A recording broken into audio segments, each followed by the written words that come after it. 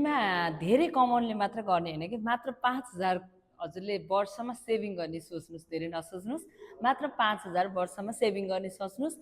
त्योभन्दा माथि हजुरको क्षमता कति छ, हजुरले कति कमाउनुहुन्छ, कति हजुरको परिवारमा खर्च हुन्छ, हजुरको अन्त कति खर्च हुन्छ र बिमालाई चाहिँ कति सेभिङ गर्ने भनेर छुट्याउनुहोस्। र मात्र 5,000 मात्रै दिमागमा राखेर हजुरले बिमा गर्छु भन्ने प्लानिङ गरेर जानुभयो भने पनि हजुरले 15 वर्षपछि तपाईँले 1,60,000 प्राप्त गर्न सक्नुहुन्छ। वर्षमा 5,000 त हामीले यत्तिकै पनि गइहालेको हुन्छ नि त, गइरहेको हुन्छ। दिनमै 5,000 खर्च गर्ने पनि हुनुहुन्छ कति, होइन? त्यस हिसाबले हजुरले चाहिँ थोरै भए पनि बिमामा लगानी गर्नुभयो भने धेरै फाइदा हुन्छ। त्यस्तै मैले चाहिँ यो गरेको सानो सानो पोलिसीहरू छ। यसमा चाहिँ 11,000 10,000 जस्तो प्रिमियमहरू आइरहेको छ, होइन?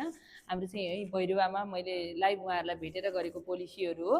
अब तपाईँले ठुलै गर्नुपर्छ भन्ने छैन। बिमा भनेको मात्र 5,000 को सोच राख्नुहोस् र त्योभन्दा माथि हजुरले आफ्नो बच्चाको गर्ने कि आफ्नो गर्ने कि आफ्नो परिवारको गर्ने कि तपाईँको जन्मेदेखि 65 वर्षसम्म उमेरसम्मको जो कहिले पनि लिन मिल्ने पोलिसीहरू हाम्रो एलआइसी नेपालमा छ। अहिले असार मसान्तभित्रमा हजुरले बिमा लिनुभयो भने हजुरले ट्याक्स छुट पाउनुहुन्छ र यो आर्थिक वर्षको बोनस पनि हजुरले यो असार मसान्तमा गरेको पोलिसीमा पाउनुहुन्छ। त्यस कारणले हजुर योजना बनाउनुहोस्, मलाई म्यासेज गर्नुहोस्, मसँग सम्पर्कमा हुनुहोस्। हजुरको पोलिसी मैले गराएर हजुरको घरमा पुर्याउने छु। त्यसको लागि कुनै झन्झट छैन। हजुर मात्र तयार हुनुहोस् र मलाई जानकारी गराउनुहोस्।